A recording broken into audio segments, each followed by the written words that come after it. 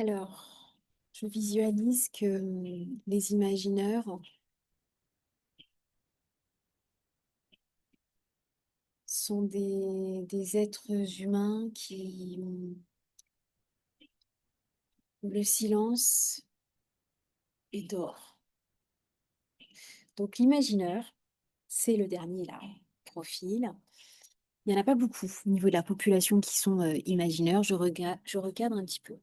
Euh, les imagineurs, alors il faut pas tout de suite dire que les imagineurs, ce sont des perchés qui vont faire des retraites dans le silence et qui finissent dans des monastères, hein. Peut-être, je dis bien peut-être, là aussi, il faudrait faire un petit benchmark. Peut-être qu'effectivement, si on regarde au niveau des moines et des nonnes, peut-être il y a de fortes chances que le côté imagineur, en tout cas, soit bas au niveau des étages, donc proche du rez-de-chaussée. Bon, cela étant, nos imagineurs, en fait, c'est des gens effectivement qui ne vont pas être dans le côté extraverti, hein.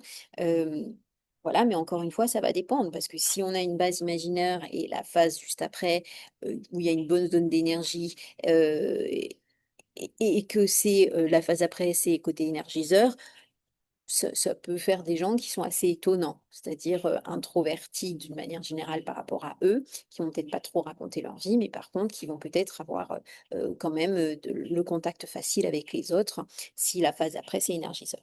Hem donc eux, ils ont eu l'habitude quand même de se débrouiller assez seuls, hein. C'est quand même un petit peu similaire avec les promoteurs, sauf qu'ils vont être plus dans le côté, discrétion, on est rassuré, le côté un petit peu retrait, également. Hem, donc lui, c'est un peu le driver: «J'ai de la valeur si je suis fort». Si on ne respecte pas son besoin à cet imagineur, qu'est-ce qui va se passer? Bah, il va se mettre en retrait plus, plus. C'est-à-dire que, si par exemple il rentre du boulot, et que tout le monde commence à lui sauter dessus avec, des questions, l'organisation et comment tu te sens et cetera, non, il lui faut un petit peu son petit, sas de décompression. Hem Lui, qu'est-ce que donc si par contre il est encore plus dans la phase vraiment, besoin de retrait à fond ou que son besoin psychologique de solitude n'a pas été rempli, il va peut-être justement ne plus prendre de décision, il va peut-être, avoir, être dans une certaine passivité. Alors les imagineurs, ce sont pas des gens qui ne il faut pas dire que ce sont des gens qui ne prennent pas d'initiative. Ils vont prendre des initiatives, hein, ils vont même en proposer, mais effectivement, dans le cadre du travail, s'il y a une stimulation externe, si on lui dit, bah, écoute, je t'invite à visualiser à quoi pourrait ressembler le prochain séminaire, voilà, tu me donnes ta réponse là d'ici la fin de la semaine, ils vont le faire, ils vont s'engager. Donc on peut compter sur eux quand même, hein. Euh, donc, qu'est-ce que je peux dire par rapport à eux? Donc c'est le côté effectivement euh, très donc il faut qu'on les laisse tranquilles, donc effectivement, il faut qu'ils fassent un travail, plutôt où il y a un petit peu moins il y a pas trop de monde autour non plus. Hem, je cherche à avoir attendez, imaginaire, je suis vraiment là dans le profil de l'imaginaire où il faut que je prenne un peu mon temps. Hem Il faut de la tranquillité à cet imaginaire. Alors moi, pour le coup, dans mes garçons, donc j'en ai un qui est analyseur et je pense que l'étage, d'après, c'est imagineur.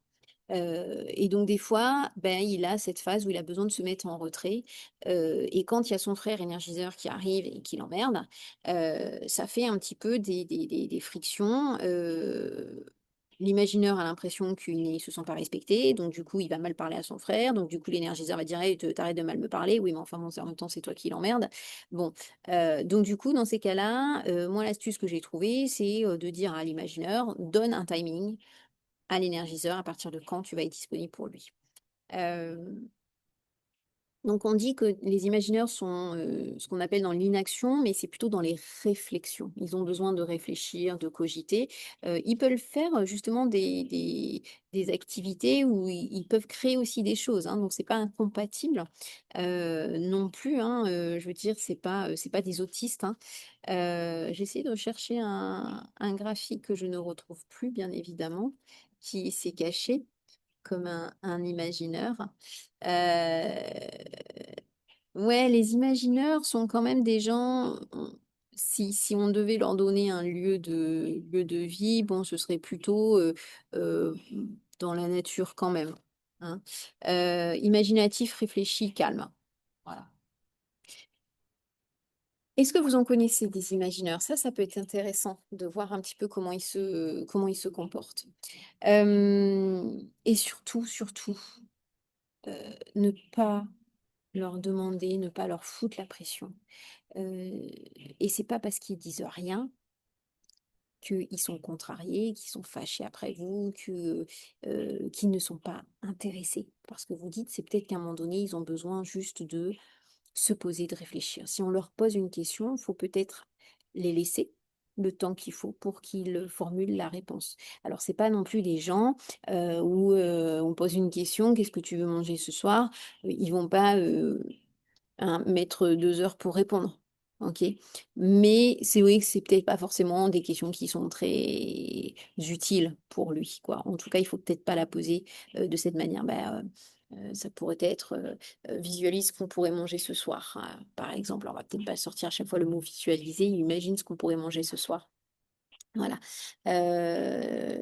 ou bah, tu donne-moi ta réponse, voilà.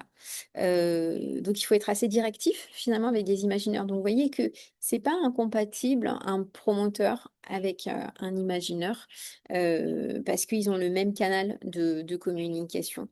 Par contre, effectivement, le promoteur qui veut tout de suite, il va falloir qu'il soit à l'écoute de l'imagineur, par exemple.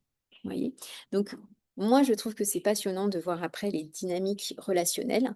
Mais ça, je pense que je ferai d'autres vidéos pour en parler. Donc, je suis désolée, là, je suis vraiment un peu dans le noir, mais en même temps, je suis dans l'introspection de l'imaginaire.